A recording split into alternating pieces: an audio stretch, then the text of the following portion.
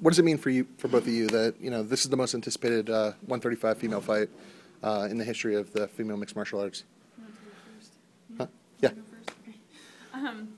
It's huge. I mean, it's the biggest opportunity that I could ever dream of. This is really a dream come true. Main event, a Strikeforce card, headlining for the women is going to say a lot. If we're able to deliver, like I believe we will, and draw the numbers and do everything, it's going to prove that what we've been saying along, what Strikeforce has been saying all along, is that the women can definitely hang with the men. We can deliver entertaining fights, and that's what this business is all about. People want to be entertained, and we're definitely going to entertain on March 3rd. Good for you? I just think it's kind of hilarious that Miesha said she doesn't like me or anything that I've done, but then she just said that I helped make her dreams come true. So that's a little bit of a contradiction.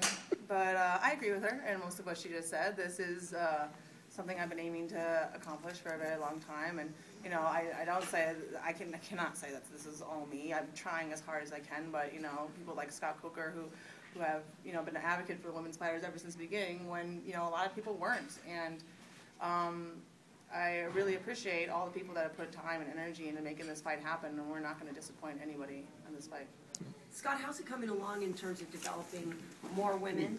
I know you've got another fight on the card there with Sarah Kaufman and Alexis Davis, but how's it going for you in terms of scouting out and getting more women to support their division? Well, I think that that's something you can talk to Sean about as well. But I think in my opinion, it's I see some of the emails that have come in, and he's probably getting 20 or 30 emails with fighter profiles and pictures and videos, and there's a lot of females and coaches all over the world writing in to come fight in Strikeforce. So they're going to go through the process of examining what's what and what's real. But I think that if you look at the female division out there worldwide, there's some good athletes out there, and we're going to definitely give some of those females an opportunity. And do you think that this fight between these two and their outspokenness and their let's not discount the fact that they're both lovely and that you're getting really two great women in this fight. I mean, do you feel that things picked up, in action in terms of getting those emails once you announced this fight? Yeah, I think that definitely, and also when it's just another example when Strikeforce said, okay, look, we're going to have the female as the main event, and like you were saying, not since the Corona Cyborg fight, this is the most anticipated female fight, in the world as far as I'm concerned right now. So we're going to put this on, and the females have always delivered for Showtime. As far as the television ratings, Miesha's fight with Marlos Kunin actually spiked a little higher than our main event, that night. So it does great numbers for television. We're expecting great things in the cage, great numbers, and it's just the overall company is behind the female division, and so we're getting a lot of new athletes submitting their stuff, and we'll go through them, and some of those fighters will be fighting in Strikeforce probably in 2012 at some point. For Ronda.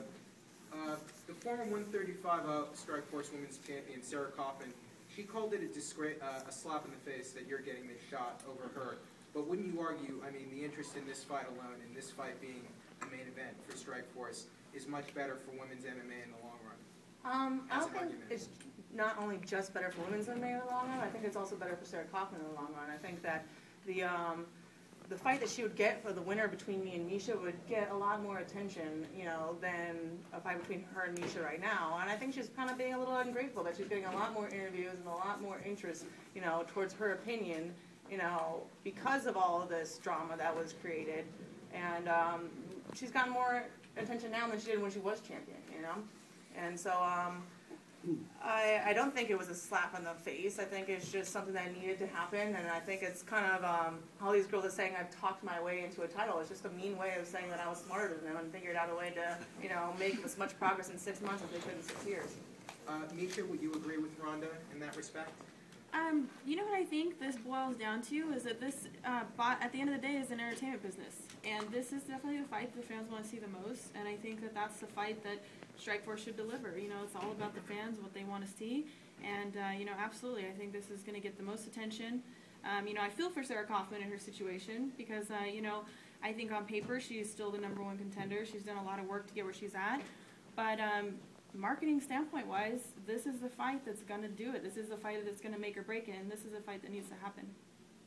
Scott, with that said, there has been a little bit of, uprising, so to speak, that Sarah Kaufman's fight was put on the preliminary card, because it does have an impact. It seems like if she wins, she would be next in line. Can you talk maybe about the logic in that? I don't know how much of a role you had in that decision-making process, but why her fight is the preliminary card instead of main card? Well, you know, if you look at the fight card from top to bottom, it's a pretty amazing card, and some of the guys on the undercard are been around for a long time. So to me, you know, it's like it's going to be on Showtime Extreme, and it's going to be live, and it's just the way the ball bounced this time. So there's nothing wrong with it. I think that the undercard is going to be like a main event of its own, and she's going to get great TV time, and the main card is fantastic. So, you know, if you try to juggle this fight card around, I think that you know, I don't think it can be put together any better than the order that we have it right now. So, yeah, I think that I feel good about that.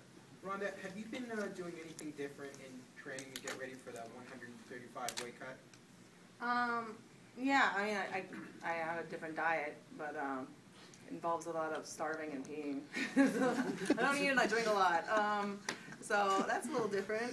And actually, the thing, I felt a lot better at 135. I've had arthritis since I was 19 years old. I've had 3 knee surgeries, and cutting down to a lower weight, my joints feel way better. I feel like a different person. I feel way faster, and I feel like this is probably a weight that I'll be more comfortable at than 145, actually, because I wasn't cutting anyway. 145 is my walking weight.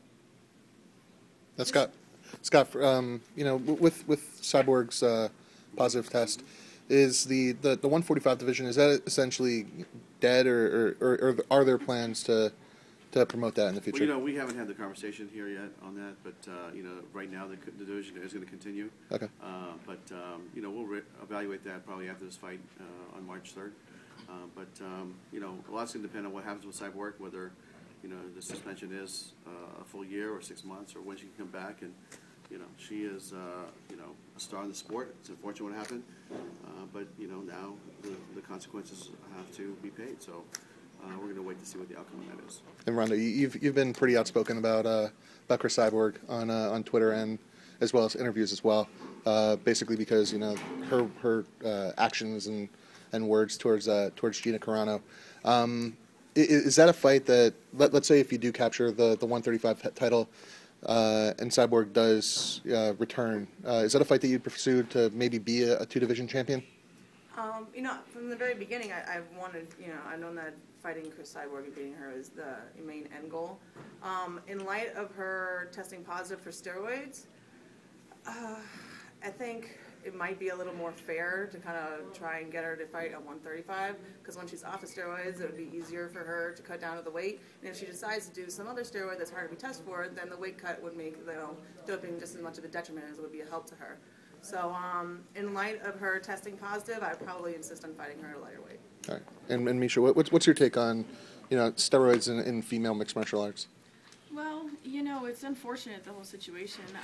You know, it's the men have been caught for it, and I suppose, you know, at some point there is bound to be a woman who's going to be caught for it too. I mean, it happens, but I'm really happy to see that Strikeforce is taking some different measures. You know, I've heard about the possibility that you guys are going to begin testing athletes before, correct? So they're going to begin testing athletes before the matches, so that way they don't find out after the fact. And you know, definitely happy to hear about that. So you know, they're doing what they can to ensure that doesn't happen.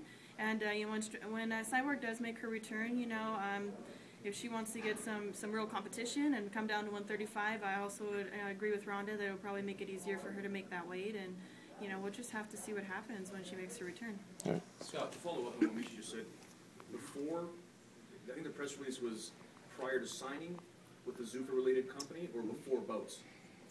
Before they, I think, my understanding is that before they actually get signed to a contract, they will have to submit a test for steroids to be tested and have to be clean before they're actually signed to the agreement.